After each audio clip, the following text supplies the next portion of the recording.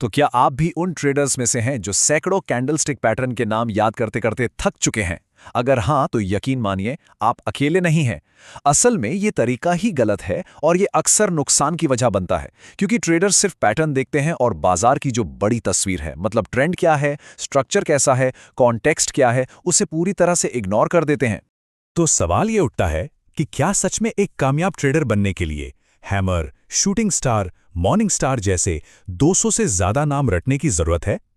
तो इसका जवाब सच कहूं तो बड़ा सीधा सा है, बिल्कुल नहीं। एक बहुत ही सिंपल और असरदार तरीका है जो नामों के बजाय हर कैंडल के पीछे की कहानी को समझने पर फोकस करता है। देखिए, इस पूरे विश्लेषण का आधार बहुत सिंपल है। हम पैटर्न के नाम नहीं रटेंगे, हम कैंडल्स के पीछे की कहानी को, उसकी साइकोलॉजी को समझेंगे। अगर ये अप्रोच आपको सही लगे तो इस कोशिश के लिए एक लाइक जरूर करें, और अगर आप नए हैं तो हमारे साथ जुड़ने के लिए सब्सक्राइब करें। और हाँ, एक मजबूत फाउंडेशन के लिए प्राइस एक्शन, डिमांड सप्लाई और मल्टी टाइम फ्रेम एनालिसिस पर हमारे पिछले वीडियो जरूर देखिएगा। तो चलिए एक नज़र डालते हैं कि आज हम क्या क्या कवर करने वाले हैं। इन पॉइंट्स से गुजरने के बाद आप कैंडलस्टिक्स को एक बिल्कुल नए और बेहतर नज़रिए से देखना शुरू कर देंगे। चलिए शुरू करते हैं। तो सिर्फ नामों को याद करने का तरीका आखिर फेल क्यों होता है? क्योंकि ये बाजार के कॉन्टेक्स्ट को, उसकी बड़ी तस्वीर को नजरअंदाज कर देता है। एक पैटर्न अपने आप में कुछ भी नहीं है जब तक आप ये ना समझें कि वो चार्ट पर किस जगह बन रहा है। हर एक सिंगल कैंडल, चाहे वो कितनी भी छोटी हो या बड़ी, हरी हो या लाल, वो हमें बायर्स और सेलर्स के बीच हुई एक लड़ाई की कहानी बताती है। हमारा काम सिर्फ उस कहानी को पढ़ना और समझना है। किसी भी कैंडल की कहानी इन 4 अहम डेटा पॉइंट्स से बनती है: ओपन, हाई, लो और क्लोज। बस ये 4 नंबर्स हमें उस खास टाइम पीरियड के दौरान मार्केट में जो भी ड्रामा हुआ उसकी पूरी कहानी बता देते हैं। अब देखिए, एक कैंडल के 2 मेन हिस्से होते हैं, बॉडी और विक्स। बॉडी हमें बताती है कि बायर्स और सेलर्स की लड़ाई में आखिर जीता कौन। अगर बॉडी बड़ी है तो मतलब किसी एक तरफा जीत हुई है, और अगर बॉडी छोटी है तो मतलब कंफ्यूजन है। और जो विक्स हैं, या जिन्हें शैडो ही कहते हैं, वो हमें प्राइस रिजेक्शन के बारे में बताते हैं। मतलब वो कौन से लेवल्स थे जहां से प्राइस को जोर से वापस धकेल दिया गया था। तो अब 200 से ज्यादा पैटर्न्स की टेंशन छोड़ दीजिए। इसके बजाय हम सभी कैंडलस्टिक्स को सिर्फ 3 बहुत ही आसान सी कैटेगरीज में बांट सकते हैं। इससे आपका एनालिसिस बहुत ही ज्यादा आसान हो जाएगा। हाँ, आपने सही सुना, सिर्फ 3: बुलिश, बेरिश और इनडिसाइसिव, यानी कि अनिश्चित। अगर आप इन तीनों को ठीक से समझ गए तो आप मार्केट की भाषा को समझना सीख जाएंगे, फिर चाहे कोई भी पैटर्न बन रहा हो। तो पहली कैटेगरी है बुलिश कैंडल्स। ये हमें साफ साफ खरीदने का दबाव दिखाती हैं। जब आप एक लंबी निचली विक वाली हरी कैंडल देखते हैं तो वो एक कहानी बताती है।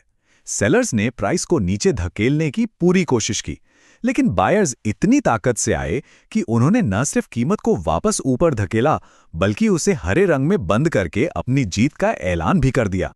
दूसरी कैटेगरी है बेरिश कैंडल्स। ये बिकवाली का दबाव दिखाती हैं।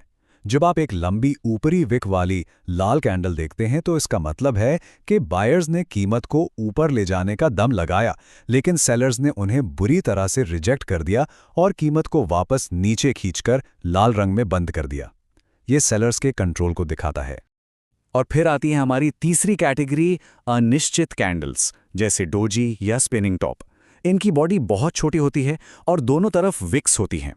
ये हमें बताती हैं कि मार्केट कंफ्यूज्ड है, ना बायर्स जीत रहे हैं और ना ही सेलर्स। एक मजबूत ट्रेंड के बाद अगर ऐसी कैंडल दिखे तो ये एक चेतावनी हो सकती है कि मोमेंटम अब कमजोर पड़ रहा है और ट्रेंड पलट भी सकता है। अब आते हैं सबसे जरूरी कॉन्सेप्ट पर।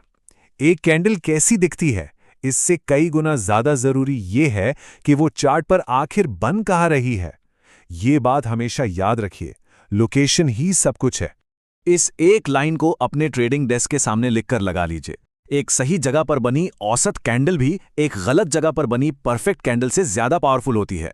सिर्फ इस एक नियम को समझ लेने से आपकी ट्रेडिंग की एक्यूरेसी में बहुत सुधार आ सकता है।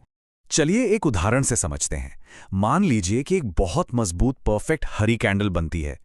देखने में तो ये एक बेहतरीन बाइंग सिग्नल लगता है, लेकिन अगर ये एक बड़े रेजिस्टेंस लेवल पर बन रही है जहां से पहले भी कई बार कीमत नीचे आई है, तो ये एक ट्रैप हो सकता है।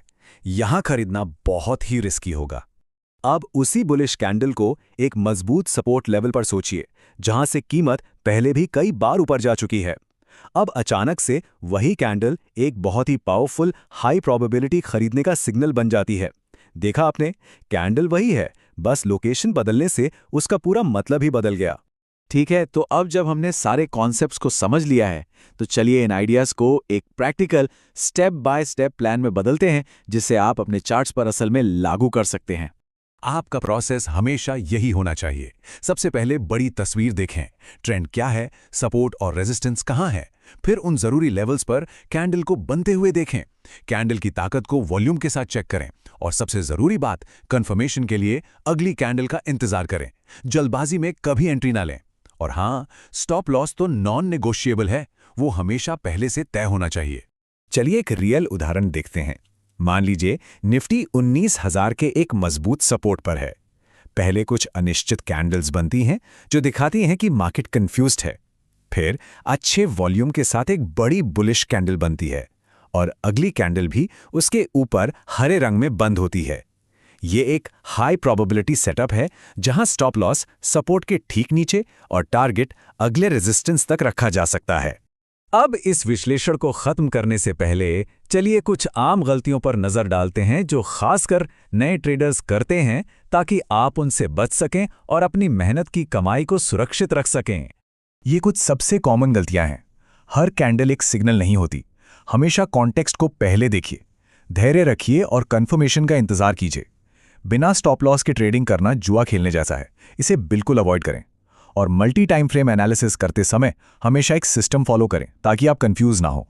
तो अपना फोकस कहाँ रखना है? अपनी 75% एनर्जी मार्केट की साइकोलॉजी और कॉन्टेक्स्ट को समझने में लगाइए और सिर्फ 25% पैटर्न को पहचानने में। सफलता का राज समझने में है, रटने में नहीं।